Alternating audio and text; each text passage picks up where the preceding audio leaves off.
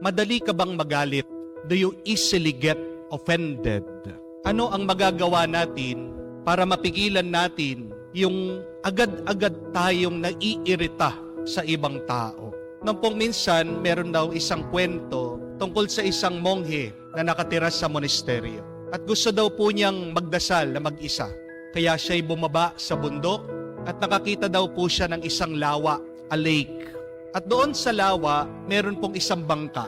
Kaya naman siya ay sumakay at nagpalaot ng kakaunti doon sa gitna ng lawa para siya ay mag-meditate, magdasal.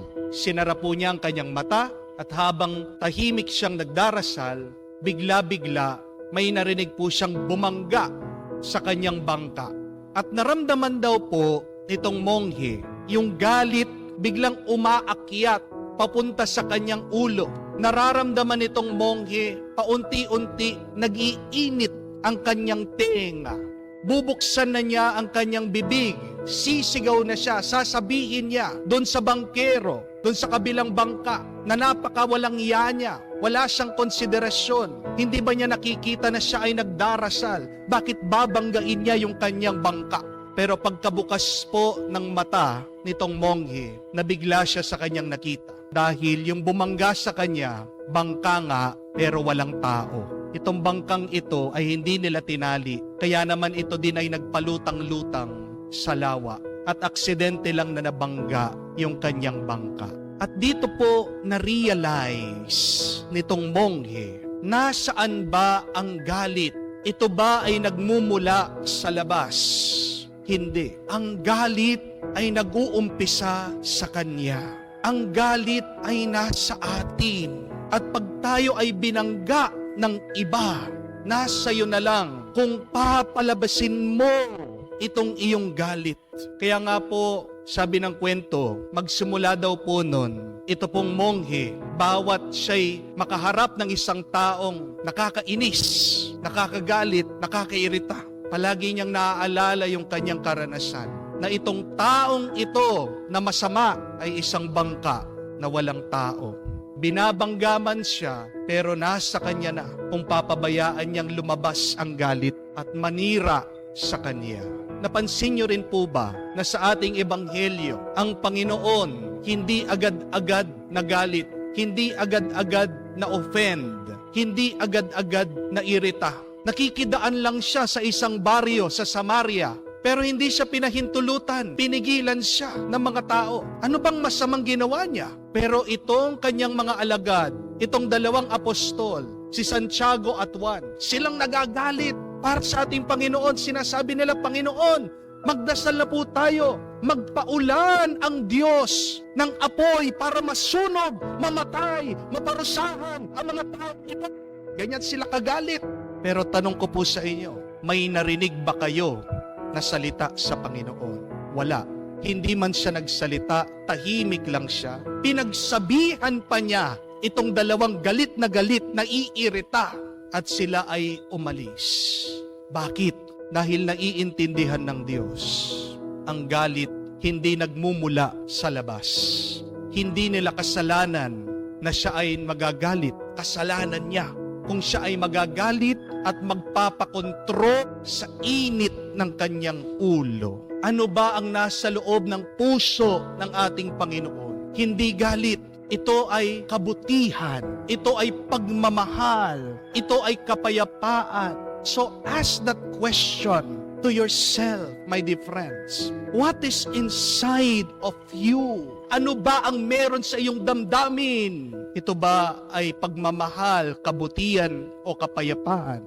O baka naman inis, galit at hinanakit? Nasa iyo kung ikaw ay magpapakontrol sa iyong galit.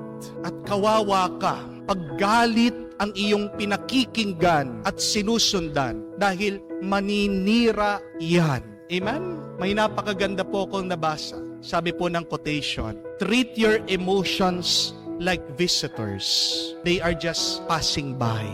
Ano man yung iyong nararamdaman, yan ay bumibisita lang sa iyo. At pag dumating ang bisita, oo, tanggapin mo. Pero wag mo naman papabayaan tumira sa inyo.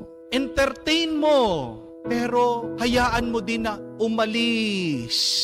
Dahil pag pinabayaan mong manatili, mamahay sa iyo, malaking problema. Mauubos ka. Treat your emotions like visitors. Allow them to pass by. Do not make your emotions absolute. Kahit na totoo yung iyong nararamdaman, ano man yan. Hindi.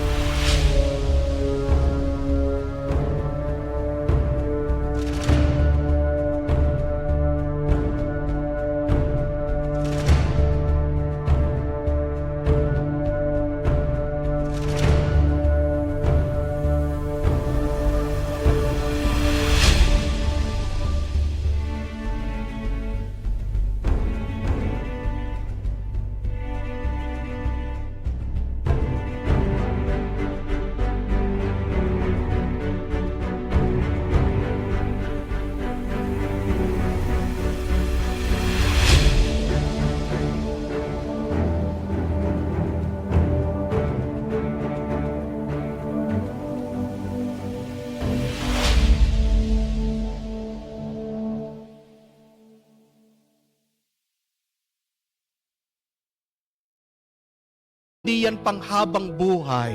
Amen? Dahil tandaan nyo din po, decisions made out of emotions cannot be undone. Kapag gumagawa ka ng desisyon, base lang sa iyong emosyon, hindi mo mababago ano man ang kalalabasan. Kamukha po nung isang aso, galit na galit daw. Nakita niya yung ibon, parang niloloko siya. Nakakaloko yung tingin ng ibon sa kanya. Kaya ito pong aso, galit na galit, hinabol niya yung ibon. Itong ibon, lumipad.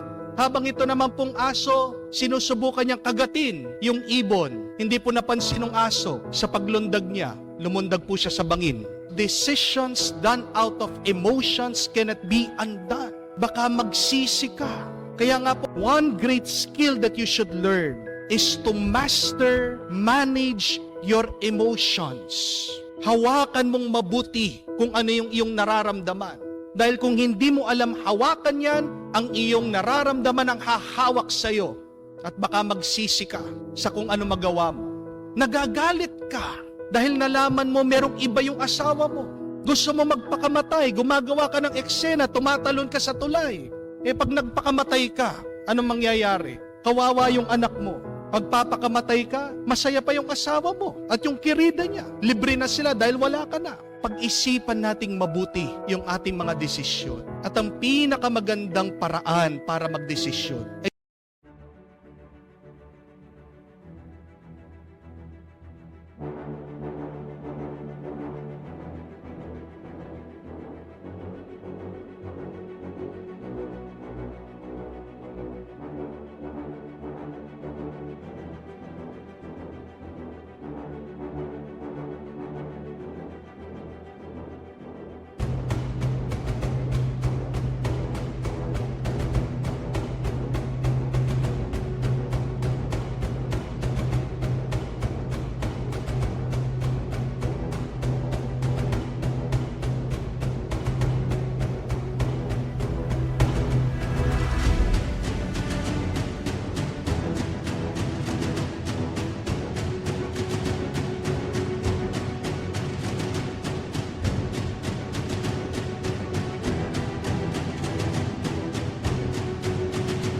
sa pamamagitan ng pakikinig sa kagustuhan ng Diyos.